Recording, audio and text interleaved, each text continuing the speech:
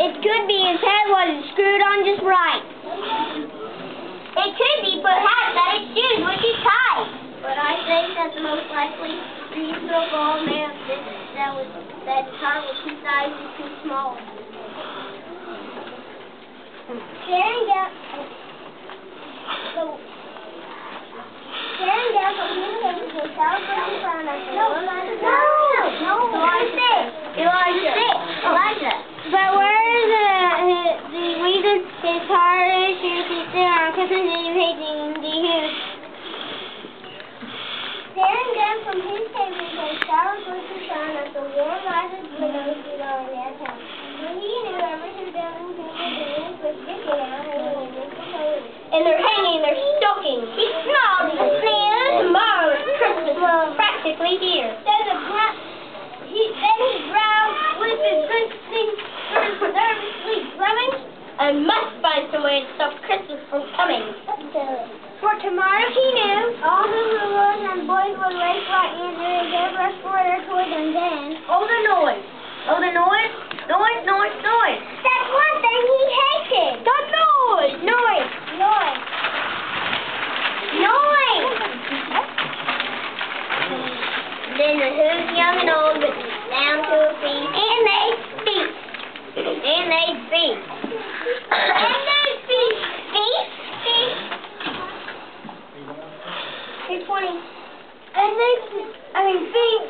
They would feast on his pudding and rare heroes feast. Which is something the Grinch couldn't stand in the least. And then they do something he likes least of all. Every hoot out in Whoville, the tall and the small, would stand close together with Christmas stockings.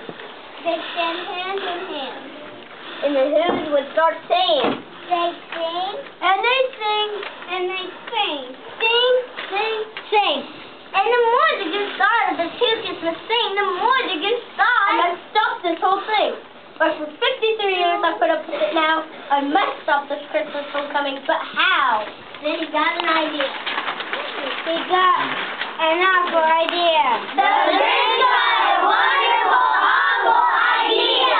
I know just what to do. The Grinch laughed in his throat. And he made a quick Santa Claus hat and a coat. And he chuckled and laughed. What a great fancy trick. With his coat and his hat, it looks just like St. Nick. All I need is reindeer. The Goose looked around, but since reindeer are scarce, there was none to be found. Did that stop the old Grinch? No.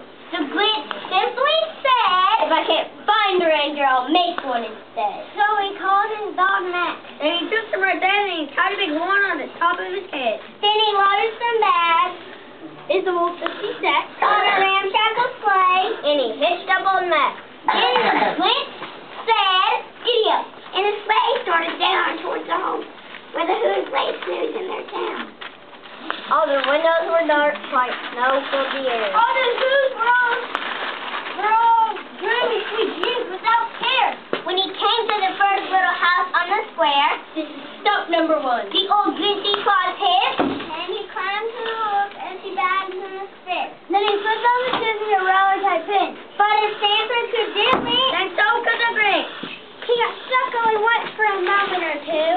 Then he stuck his head out of the fireplace where the little stockings were hung in a row. These stockings, he grinned, are the first things to go. Then he slithered and slumped with a smile most unpleasant around the whole room, and he took every present. Popcorn and bicycles, roller skates, drums, checkerboards, tricycles, popcorn, and plums. And he stuffed them in bags. Then the Grinch very nimbly stuffed all the bags, one by one, up the chimney. Then he slumped to the icebox. He took the Who's feet. He took the Who pudding. He took the Rose feet. He cleaned up the hoods back quick as a flash. Why, that Grinch even took the last hand of the hash. And he stuffed all the food up the chimney with glee. And now, good in the Grinch, I will stuff up the tree. And the Grinch grabbed the tree and he started to shove.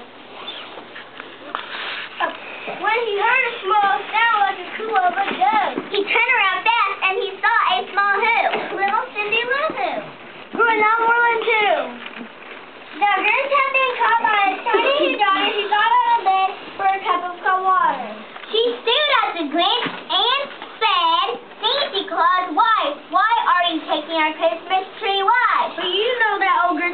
smart and so quick, he thought up a lie. He started up quick. Why, my sweet little tot? The fake Santa Claus lies. There's a light on this tree that won't light on one side, so I'm taking it home to my workshop, my dear. I'll fix it upstairs and I'll bring it back here. And his fifth oldest daughter. Then he patted her head and got her a drink and sent her to bed. And when Cindy Lou Who went to bed with her cup, he went to the chimney and stuffed the tree up. And the last thing he took was the log from her fire.